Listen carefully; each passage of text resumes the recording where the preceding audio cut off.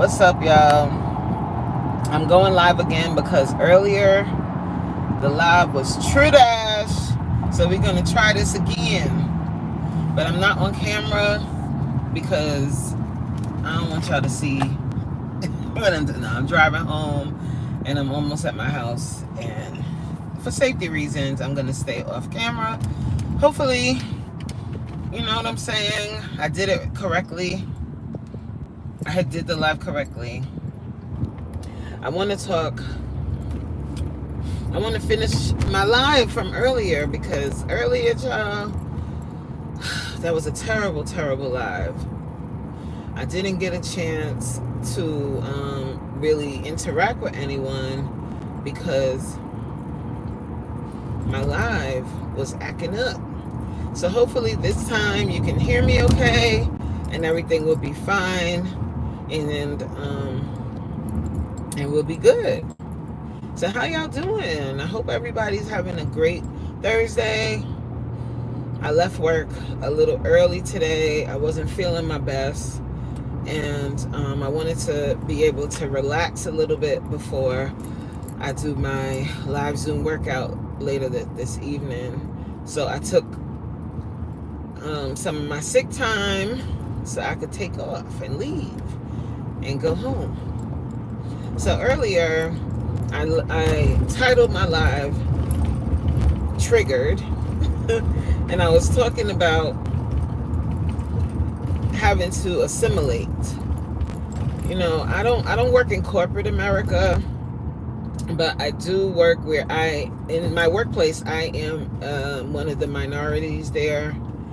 I think, well, not I think, in my department, I'm literally the only African, well, I'm not even African American, I'm a black woman. I'm the only black woman in my department. Well, in my team, on my team, I'm the only black woman. And it's difficult. It's hard being the only black girl. And it can be draining at times. It can really be draining, especially because the nature of my job, we talk a lot about race equity, and it's tough. It's tough being the only black girl, and sometimes feeling like you got to be the representation of your entire race. And then kind of having the code switch throughout the day. It can be draining at times. I don't know if you guys deal with that at your job, at your place of work. Hi, Coffee. How you doing? I'm off camera just because I'm driving home, and for safety reasons, I'm gonna stay off camera. Even when I get home, guys, because to be real with you, I don't plan on I'm gonna listen. I don't know about you, but when I get home from work, guys, I like to put on my house clothes, and my house clothes are not appropriate for being on camera. And so I'm just going to be talking to you guys with no camera on. I know for some people they don't like that, but I hope that you guys bear with me and rock with me, even though I'm not going to be on camera. So yes, it can be draining. It can be very draining. I hope it doesn't come off as me complaining. I'm really not. I'm just venting about it. I understand that we got to do what we got to do to make a living. And I'm fine with that. I'm fine with making a living.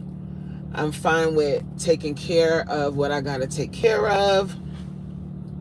And to be honest with you, like, my job is pretty cushy. I get an hour lunch. I work on projects all day.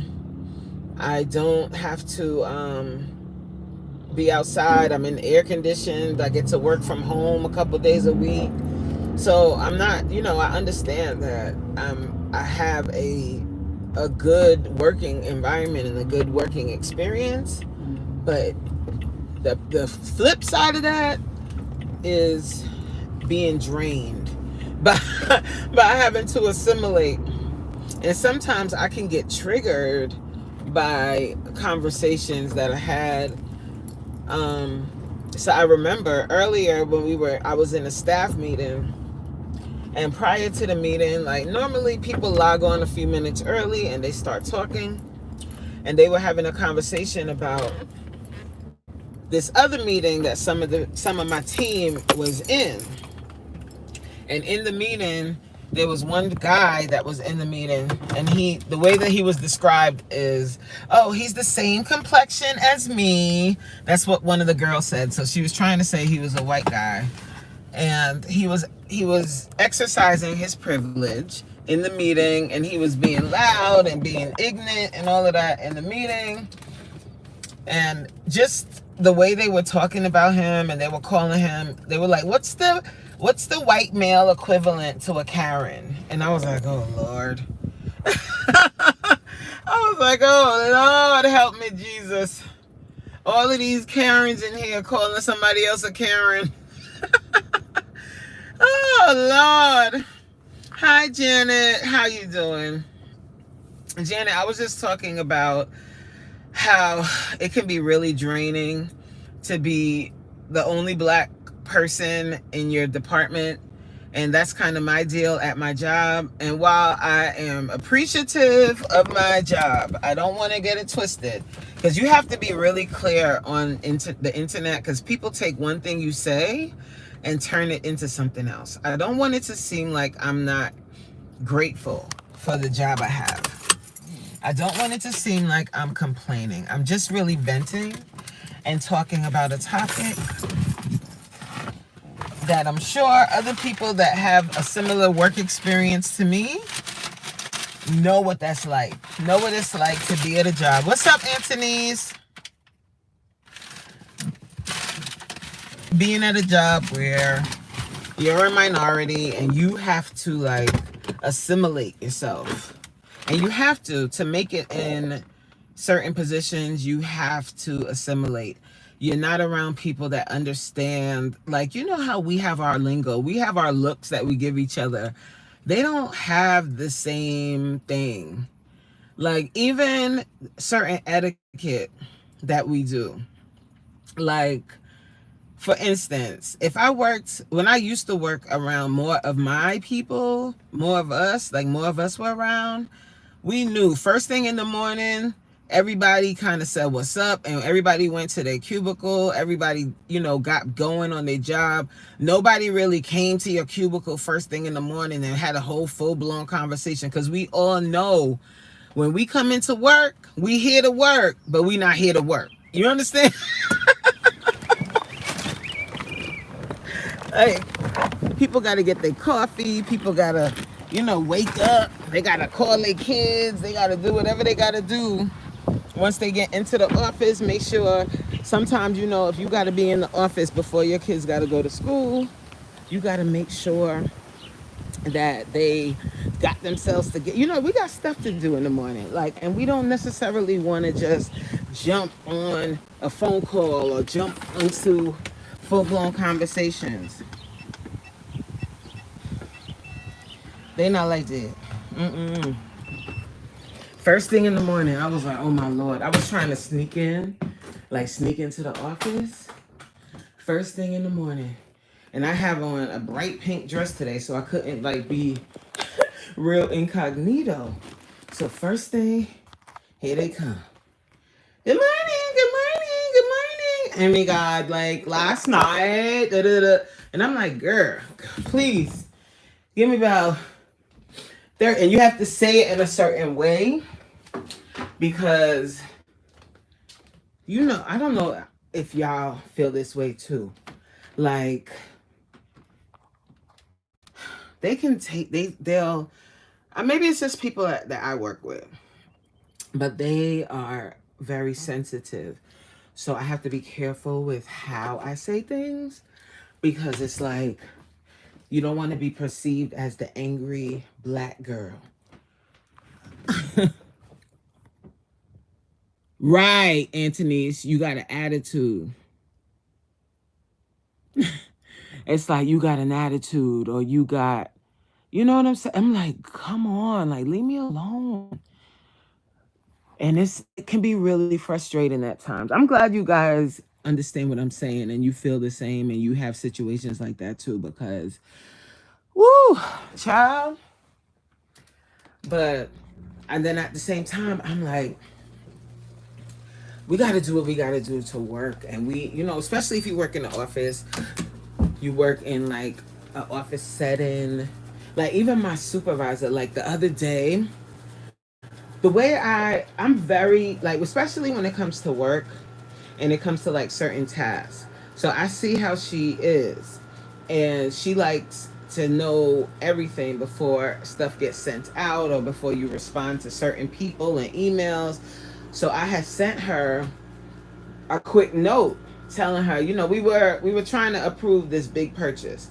And of course, I know about the purchase. So what I sent to her was just, do you approve this purchase? And she sends me back this long email, like this long message, like, oh, we were sent a lot of different emails about this purchase. I'm like, bitch, I mean, sorry, not bitch, lady. I ain't ask you all of that. Just say yes or no. Like, but then I have to remember, like, culturally, we can talk to each other like that, but you have to spell certain things out. So I called her and I was like, I was on every single one of those emails. I'm very aware of the purchase. I was just asking before I sent anything out if you approve it. That's all I needed you to answer. I didn't need you to give me a whole rundown of everything. But anyway, y'all, like that's a little silly stuff we got to deal with. What's up, Elevated? Child. But let me tell you, the worst job, let me just tell you this. The worst supervisor I ever had was a black woman. It wasn't like, honestly, like my supervisor I can't even call her a supervisor because the way my job is now, she's more of just the manager of our team. She a lamb chop compared to the first supervisor I had that was terrible. That lady, that was at my old job, like when I used to work with my old position. And when I first started that job, you have to be a trainee for a while. And that training supervisor was horrible. She was very mean. She was very nasty, very rude, very nasty. She was, woo! And she literally made everybody cry, but I didn't cry. Like, she couldn't make me cry. And I think that made her not like me because it didn't break me. What I did with her was I started every communication I had with her, and I don't know if you guys do this too, every single communication I had with that woman was in email, informal emails, and I would print everything and keep it in a binder because it was like she was trying to get me. And I mean, it was very disheartening because I'm like, I want to be here. I do my job very well and I want to be here, but you are trying, it's like you was trying to push me out. Did y'all ever have that experience? Hey, Fee. Hey, Fee. It's like 2010, but my manager now, she is black and she is a gift from God. Let me tell you, my favorite supervisor was also black. And if y'all watched my Jamaica vlogs, me and her got so cool. She came on my trip with me, and that was my best supervisor ever. Like, she made going to work so fun. Like, she was perfect. She was the perfect supervisor. And because of her, I have so much time because she was never the type to like nitpick you on time, because she understood that when I watched her back, she watched mine. You know what I'm saying? She was a great supervisor. She was the best. Like, she was the best supervisor ever. But she retired. And when she retired, child, I was like, I cannot work under anybody else with this type of job. I have to leave. So that's what ended me up leaving that position and getting the job I have now. Fee said, I had a manager that didn't like me and wanted to fire me, but my director wouldn't let her. And that is the worst feeling when you go to work every day and your direct supervisor doesn't like you for whatever reason. And I think sometimes they don't like you. It's not that you're not doing your job. I think you either remind them of somebody or they feel like they're threatened by you because you could take their job. Even though you don't want their job. I don't want your job. You can keep it. Just leave me alone. Let me do my thing. Child. And that's kind of like how my supervisor was. I'm like, I don't want your job. Like, I just want to come and I just want to come to work, do what I got to do, and go home. I don't even want to be a manager. I don't want to. I don't want to be responsible for other adults at work. Like, I do enough, like, because I have a lot, y'all know I got a lot going on. I do my coaching business, and I don't want to be at work managing people and then have to come home and also managing this and that. Like, I just want to go to work, do what I'm responsible for, and that's that. Normally, when you're a manager, you have way more responsibility, and you got to do so much extra stuff. You can't leave on time. I don't want that. I want to clock in and clocks at and go home. Okay? Coffee said, here it's our own that irks my soul. I don't even want a brown doctor. I don't even want a brown doctor. Slave mentality here in VA. Wow, that's crazy. Anthony says she got mad because I told her don't put her finger. She put her finger in your face? Oh my God. Yo, people are out of the. I don't know what that is. Like, people get some type of power and lose their entire mind. I don't get it. You are my boss, but you are not the boss of me. Hello, somebody. You are not the boss of me. And just because you're my manager here in this office space does not mean you run my life. She put her finger in your face. Wow. People are out of their mind. Like, people really be out of their mind. Coffee said my automatic transmission would have kicked in. Coffee would have knocked that lady out. Let me tell you, when you, like, these jobs, these jobs. But like my like, honestly, like, my job now is pretty, I mean, it's like I said when I was driving home, it's a pretty cushy position. As far as like my status and stuff like that, but it's like a good position to have without being anybody's manager. And so I can't really complain, y'all. I can't. But that assimilation, whew, I think that's why I had to leave today. Like, I was like, I had enough. I want to go home and be black. I just want to go home and be black. But what did you do? Wait, hold on. What Fee said? Hold on. Let me read up. She was my direct manager. I had to work. After that, it was living heck. And this was a black lady. I'm telling you. And it's like, you just want to go to them and be like, yo, we on the same team here. She was trying to provoke you with a finger to your face. Yep. And then if you was to do something to her, she would turn it on, that victim mentality. And child, Elevator said, but what did you do, coach? Where's the accountability? What you talking about, Elevator? What did I do when? What, with the black supervisor I had?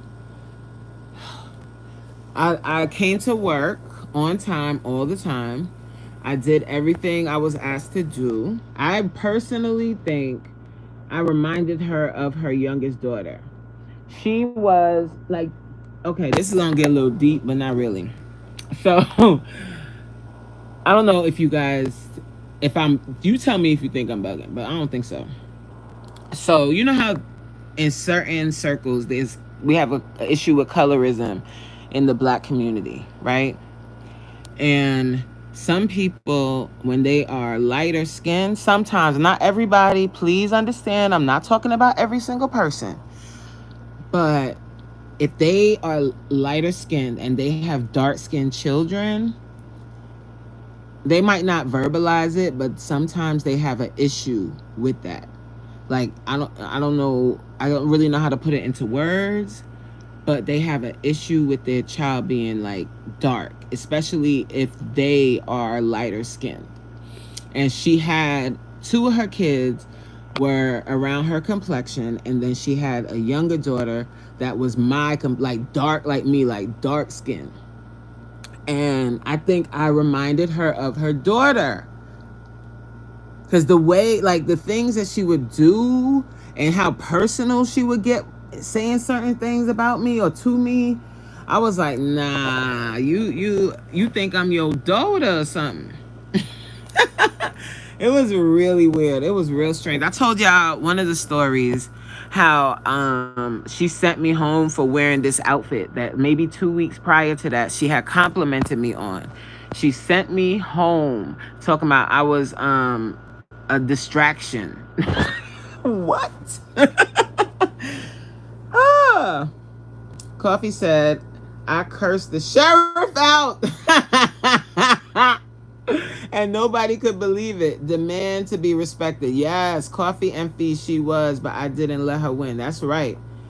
She was definitely See? She was definitely threatened by me, coach. I was there before her. See? See what I'm saying, Fee? Ha! Coffee said, I'm a work in progress.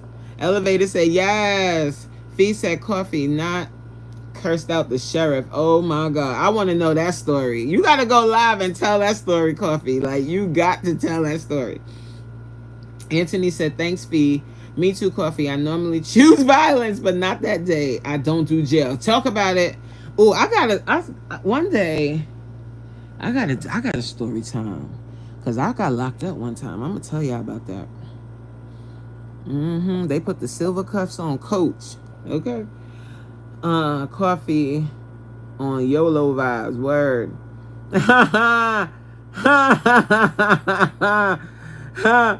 I don't understand. Jail is no fun, I'm sure. I understand jail is no fun, I'm sure. Jail is no fun. And then once they clank that door, you like, what? I'm sorry, Your Honor. I want to get out. Let me out. And I'm claustrophobic, and when they put you in the back seat of that cop car, it's mad tight back there. I was having all kind of panic attacks. Look, Elevator said Coach got locked up. I'm proud of you, Coach. Shut up.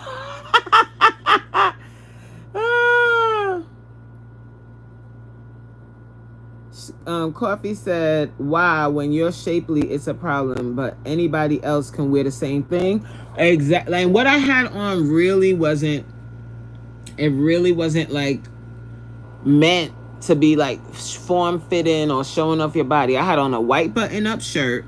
I had on black polka dot pants. You know those pants that you get from Old Navy, those point pants? I think they're called point or pint or something like that. Pants or panty pants. I had those on, the polka dot ones, like the black and white polka dot ones. I had on a red scarf, like a red sweater around my shoulders, and loafers, and I had a red belt on. Cute outfit, and I had worn that outfit before, and I re-wore it. Now I can't help that my booty is nice and round like an English pound. I cannot help that. But I don't like when I buy stuff for work, I normally size up so that the stuff is not like super tight on my behind and all of that. And my work blouse, I normally size up on that too, because I don't want it to be pulling around the boobs. Like, you know how like if you got a button up shirt on and it pulls right there and then you can see your bra, I don't like that. So I normally size up. So I was not in anything tight. But I can't help that even if I'm not wearing something tight, it's going to be form-fitting anyway. This chick sent me home First, she had one of her managers do her dirty work. She went to the other black lady that was in the office and told her to send me home because they had to get approval by her boss. So she ain't go to her direct boss. She went to another manager and had her do it. And I looked that lady in the face. I was like, "You really sending me home?" And she was like, "Your supervisor thinks you're inappropriately dressed. You got to go home and change." And I'm like, "Do you think I'm inappropriately dressed?" She does. She don't say nothing. She just sends me home. God. I mean, Coach, when you work out with Coach, you normally cause you normally cause distractions. Fee said, "I don't like jail. I definitely hate a cop car." Ooh, let me tell. I will never, and I gotta tell that story another time. Ooh, yeah. You've been put out of clubs? Damn, Coffee. What's going on over there? Yes. Fee said, "I'm a safety pin girl in the boob area." Yes. And I hate that because I don't want the safety pin. Like, you got to really be careful with how you put the safety pin in so that it doesn't show. So I normally size up hoping that it doesn't pull, but sometimes it still does, and I have to put the safety pin anyway. What's up, Supreme? Nah, I just started this live maybe like 26 minutes ago.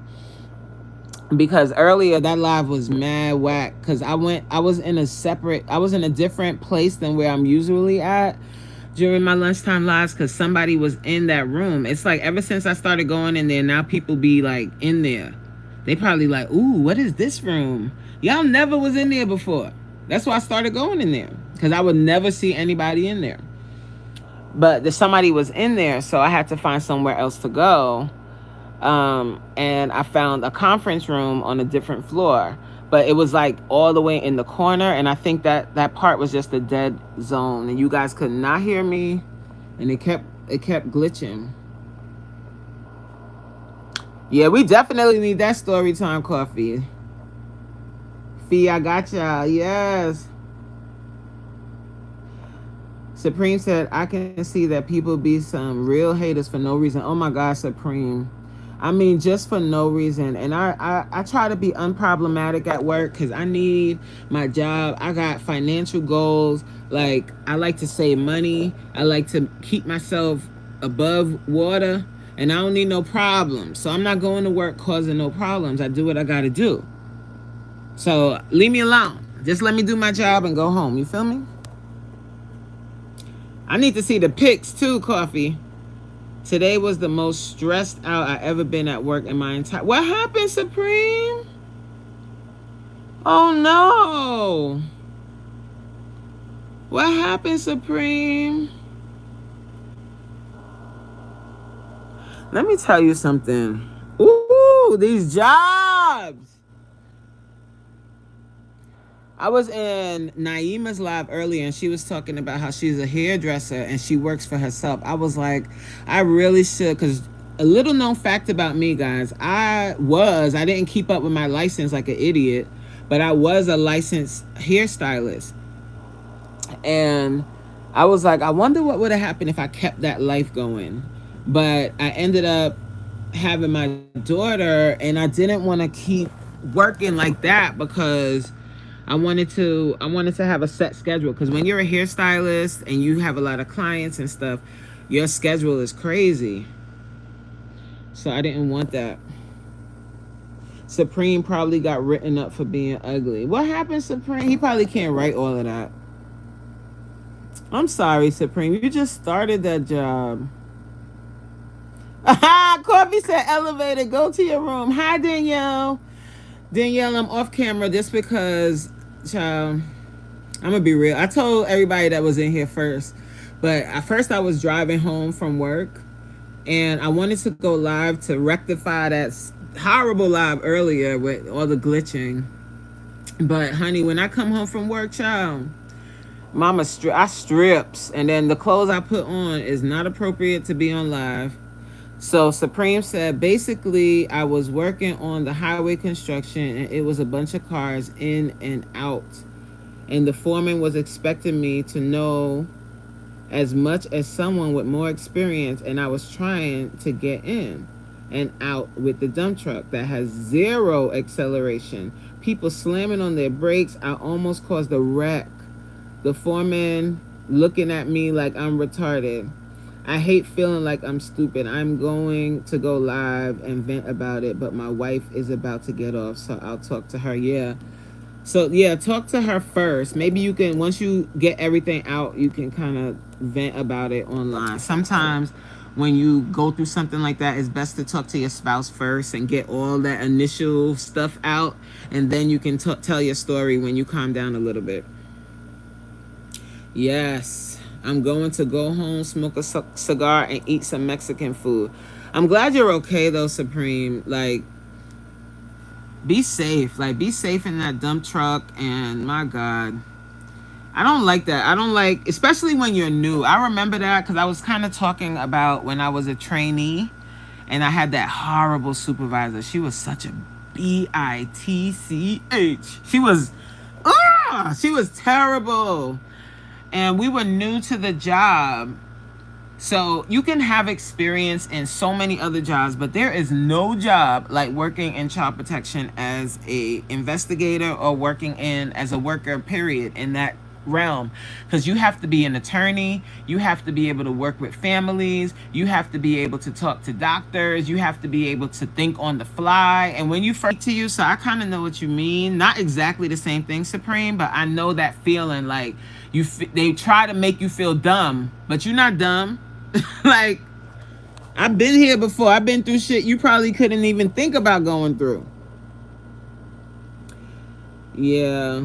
Supreme said, I'm fine. I'm just irritated. It sounded super melodramatic, but I'm okay. I just hate feeling like I'm stupid. You're not stupid, though. You're new to the job, so you're still learning. You're still learning. And people have to understand, like, when you're still learning, you're not going to do everything like some big experienced person. Like, you're just not.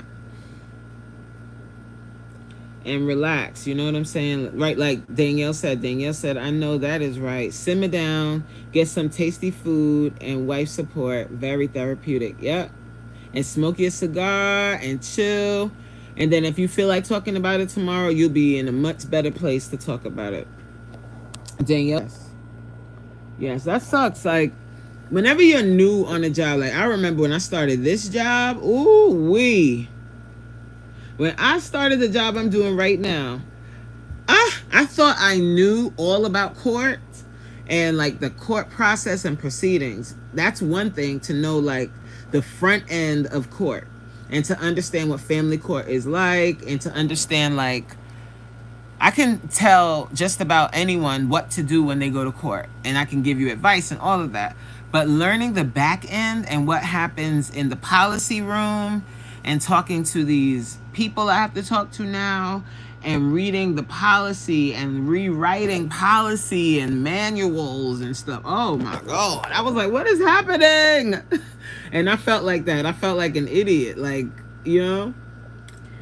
But you learn over time. Coffee said, mandated reporter. I don't want to hear that right now. Because we doing, oh my gosh. In our state, they are redoing how they train mandated reporters because there's way too many calls coming in. So they think training people how to not be racist is the way to go. So we'll see how that works.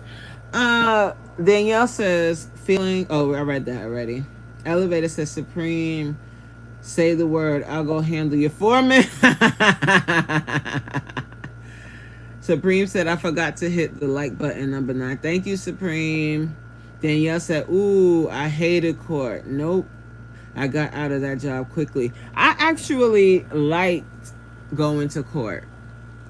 I liked court because, I don't know, I felt like it gives the family a little bit more power if they know how to advocate for themselves. Because the judge, if they can convince the judge to order certain things, then certain things will be ordered. And then it has to be done. Especially for our families. Because if that's not the case, like if it's not court ordered, then the local office wouldn't provide certain services for families that needed it, and they would question stuff. Like, so for instance, they have a certain amount of money. I don't know if it's the same in every state, but they have a certain amount of money where if a family is going through a hardship, like if they can't pay their light bill or they can't pay their rent, and they have a case, a child protection case, you can get help from the child protection agency to prevent your family from being in the dark or being too cold or being without food. But when it comes to certain families, if y'all catch my drift, they give people a really hard time to get the funds. But if it's court ordered, there's no questions asked. It has to be done. So that's why I like court, because court was like something that held the local offices accountable. I love working courts different every day. Yes, I miss that. I miss working with the people, because when you work with the people, child, you're going to see a show. You don't need to watch no TV. Nah, Supreme, actually, you came in and you talking about what we talking about, because we was talking about work. We were talking about being fatigued by having to assimilate. So you fitting right in, telling your story about your day. Coach, I didn't mean to kill the mood, but you want to know the saddest thing I've ever seen in my entire life. What? What, Supreme? Wait, hold on. The judge threatened me with contempt. And I was like, no, I am not going to jail for anyone with contempt. You, Danielle? Oh, you got to tell that story. Supreme said there was this case about this little Mexican boy with his mom and dad.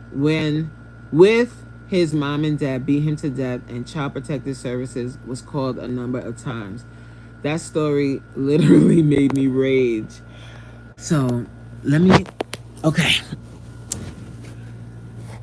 So, like the general public, like when you hear about cases like that, I know that you get really upset with child protection, and you're like, it's child protection. They have to protect children, right? But I just want to give you a different perspective. But what I can tell you is when you go into a home, and even though there could be a bunch of calls, you can contact all of the service providers you're supposed to, like contact their doctor, and the doctor says we don't have any concerns. Contact the school says the same thing, but there's still something going on. It can be missed by the worker, because families have something called rights. You love America, right? When it comes to services, or when it comes to an investigation, if a family refuses, can you guys hear me? A call just came through. Put a 1 in the chat if you can hear me.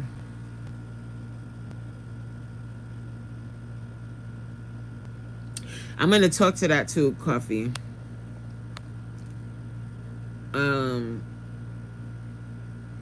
They have rights. Oh, y'all can hear me. Okay. They have rights.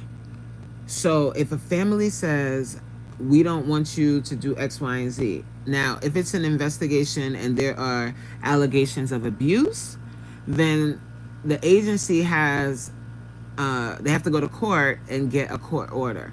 But sometimes even with that, it's difficult to get into the home, even with a court order. So I'm not saying that in this case the person did the right thing, because I'm pretty sure, because there were quite a few workers that I even worked with that did not do their job thoroughly.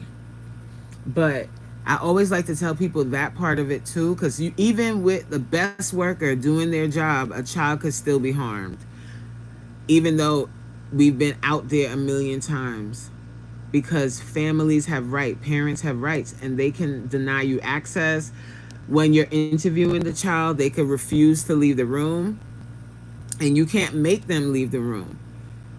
So you can interview them, you can interview the child, but they know their parent is within earshot, so they're not going to say certain things. There's ways that people get around, you know what I'm saying? Like really being really fully investigated because of the law of the land. Family Violence Act covered a lot. Supreme, such a sad case. It is. And there's this case. Oh my God. There was this horrible case. There was this horrible case that I had. It wasn't a physical abuse case. It was an sexual abuse case. And the father, and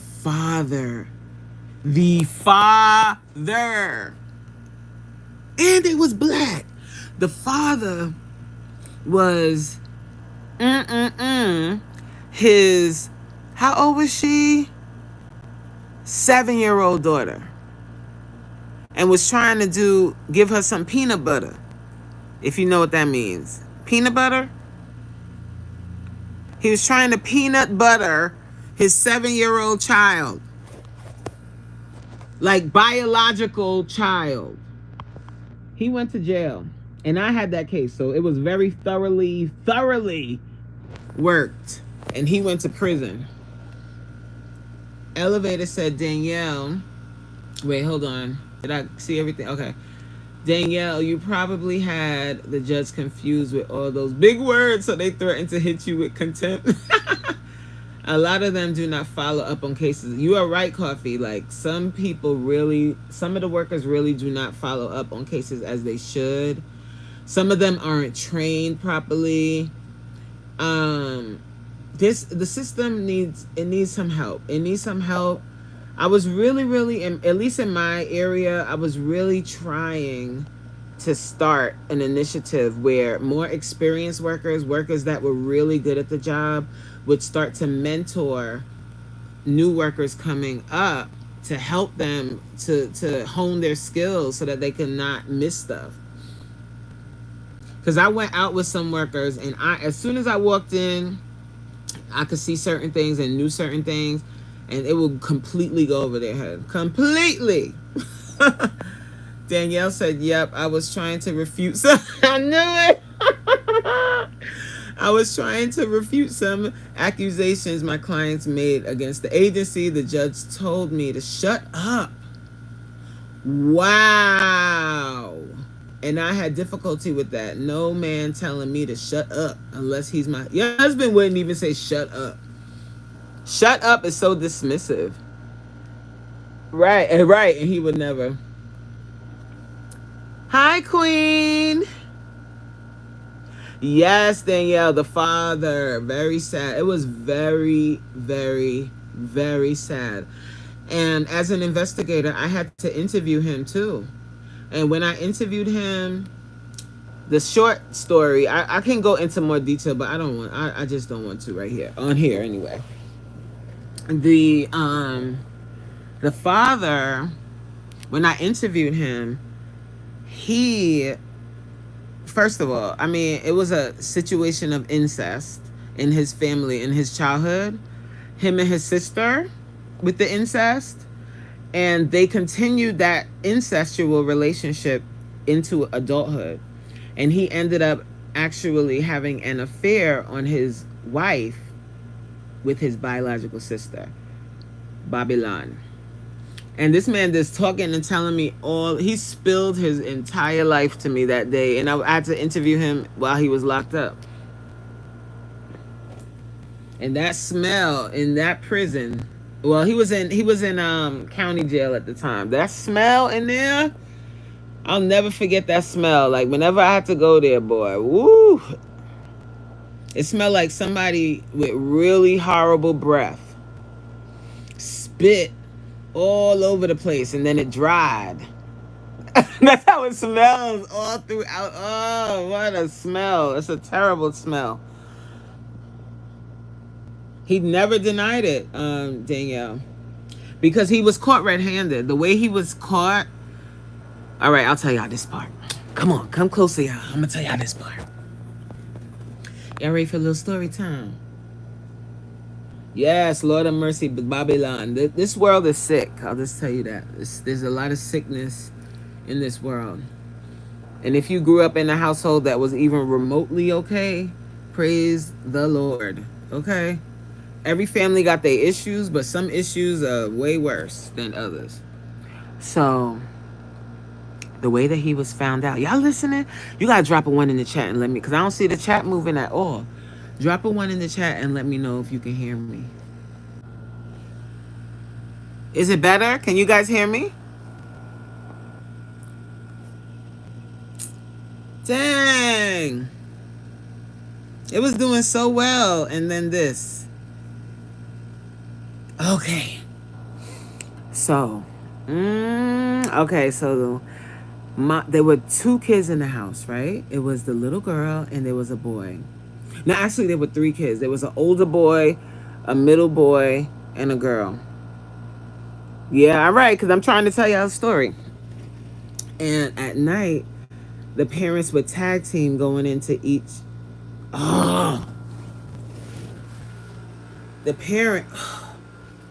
Can y'all hear me? Hold on.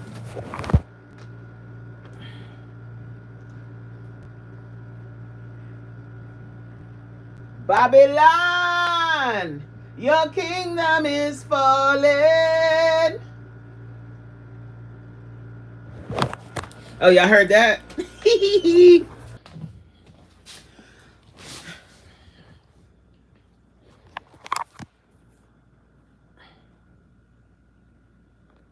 Can you guys just drop a one in the chat if you can hear me?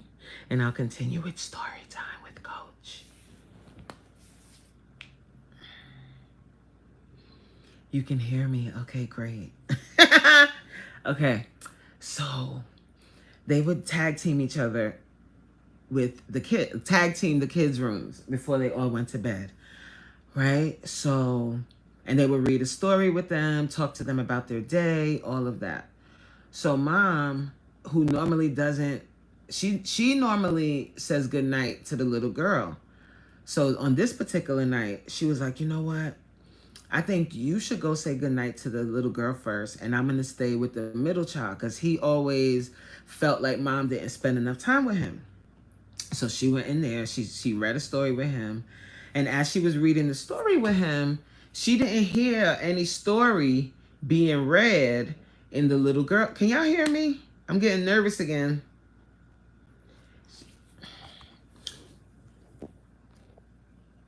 She didn't hear anything coming from the little girl's room. Like it was very, very quiet, like eerily quiet. So she was like, what's going on? Like something, her mama antenna went up. So she went in that room. She went in that room.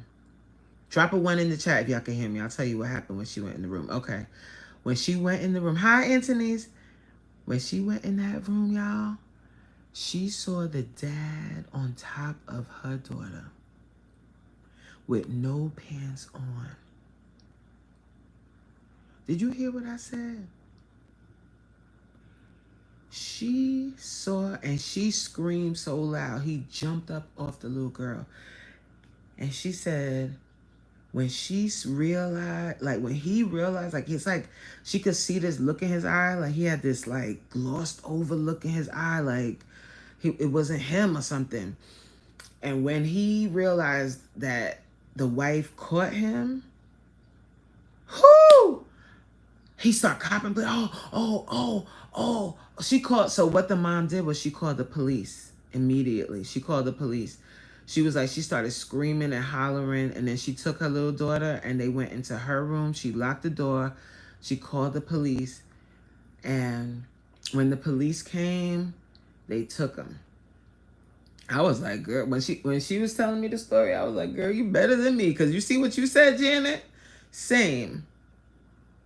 Imagine you walk in the room and he is on top of your little girl, 7-year-old girl. Babylon. When I could, like, you're supposed to be taking notes. I'm just staring at the mom and she's telling me the story, like, and cause she said, like, the feeling she got, she said it was like her antennas went off, like, ding, ding, ding.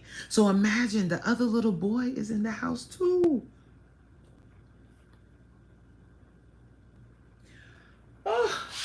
So mom did the right thing because his retribution, like her doing anything to him, both parents would have been done.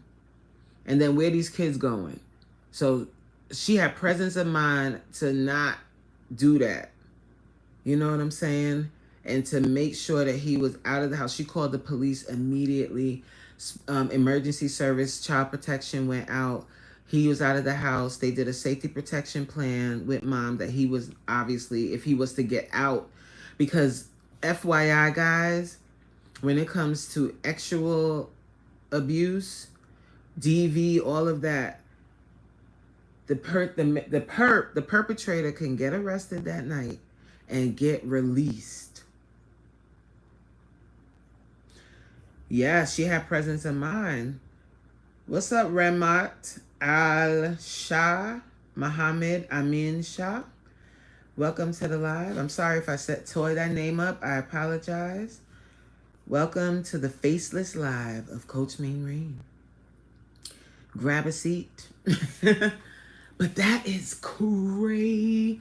When I tell you insanity, and then me as the investigator having to interview, I ended up getting an award for that case because the way, I don't know what it was about me in particular that the dad felt very open and to speak to, but he spilled all of his tea. It was like a purge.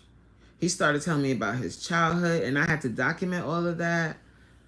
And the way it was documented, the way everything, like I ended up getting an award for that case. And we really helped mom with a lot of different services. And she ended up getting a victim compensation for her child. But it doesn't take away from what happened to her, you know? Coach got the snitch. Child, that ain't snitching, man. We was protecting kids. We was protecting that little girl. What's up, BD? We was protecting that little girl, like, and I made sure that she got enough therapy that was like ongoing therapy to help her with, because all I was thinking about is what's gonna happen when she starts going through, when she gets to the age when she's going through puberty and she has her first boyfriend. This is what I'm thinking about. I'm thinking about like down the line. She's going to need therapy for years and years down the line. And mom too. So we were able to help them get funding so that they're able to continue with therapy throughout her life. Like she's gonna need therapy forever because her first sexual experience is with her gosh darn daddy.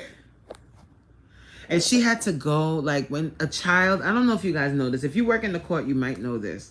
But in those types of cases, the child has to complete a forensic interview. So during the forensic interview, they interview the child and they ask them explicitly what happened to them. And they have to like describe the areas of the perp, you know what I'm saying? And all of that. And it's all videotaped. And this little girl, the way she described what happened to her, and then she said, then the white, and this is a 7-year-old, so a 7-year-old wouldn't know this part. She said when the situation kept going on until the white milky came out. I literally cried, like, because I was like, oh my Lord. And she said that wasn't the first time. Like, obviously not, because if he was that comfortable with mom in the next room, that means he had no control. Anyway, so, I mean, thank you, Janet. Yes, congratulations, but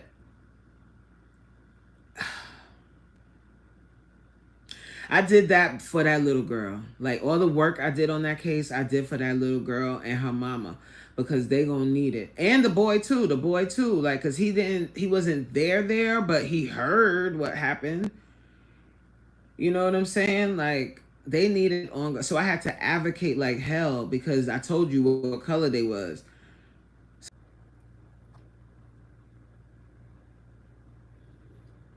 Can y'all hear me? Aw, what's up?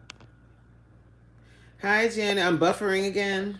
I just refreshed my live.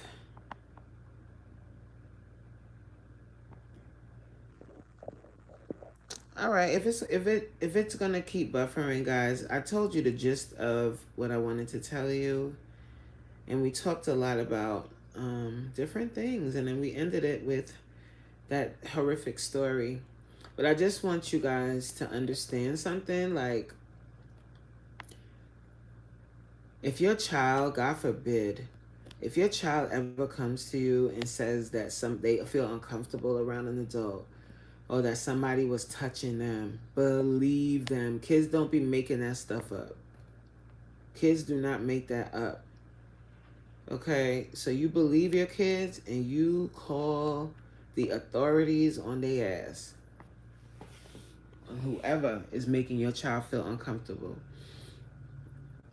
Because it's real. Like, that isn't talked about enough. That isn't talked about enough. Like, actual assault, actual incest, all of that is not talked about enough. There were so many cases we would get when the mom had a boyfriend and the boyfriend was doing something to the little girl. There was a case that I had where mom was dating the dad, and dad had a 16-year-old son, and the 16-year-old son got mom's 13-year-old daughter pregnant under the same roof. Okay? So make sure you're watching your kids. Make sure you're talking to them openly about intercourse. That's right, Anthony says, I talk to my kids because my mom did child abuse. That's probably why she was so strict. Mm-hmm. Yep. You gotta, it's because you see, once you work in this type of field, you see how real it is out here. I didn't go to nobody's house, and I used to get mad as hell, Anthony's. I couldn't go to no baby shop, no sleepovers. Like, when my friends would have all them sleepovers, I could never go. And I would be crying, like, why can't I go? I want to go. And she was like, I don't know who live in that house. You cannot go. Very protective. But you got to talk to your kids about inappropriate touch. Like, even if it makes you uncomfortable, you gotta talk to them. Right, everybody, right, same, Anthony's. Like, they would come to my house for my birthday, and we would have to sleep over at my house, and then mommy would make everybody go to church. Yep, same. I could go to the party, but I had to come home. Like, when everybody was starting to, like, get all comfortable and all, I had to leave. Always. And I would be so mad in that car. So mad at my mom. Like, what is wrong with you? I want to stay. But she was protecting her child. She was protecting her child. It's real, guys. Like, have those conversations. Have those conversations with your kids. Talk to them about inappropriate touch. And as they get older, especially your boys too, but especially your daughters, talk to them about what red flags are. Talk to them about controlling behavior. Talk to your kids. Don't just shelter those girls and tell them you better not have sex. Tell them why. Talk to them about their reproductive organs. Talk to your girls. Or else they gonna pop up on your behind with something cooking in the oven. Talk to them. Don't just shelter them and tell them not to have a boyfriend, because they got fit. Just like boys have hormones, so do girls. Girls are curious too. Talk to them about it. Talk to them about all of that. And I know some parents have a hard time even thinking about it, even thinking about talking to their kids about sex. They like, what? They better not. You better talk to them. Because if you don't tell them, their friends telling them and telling them all kind of foolishness. If you hear what these kids talk, even with all of the knowledge and information that's out here, if you hear how kids talk about sex and about how you can get pregnant and what you can do to not get pregnant, you would think we are right back before the internet.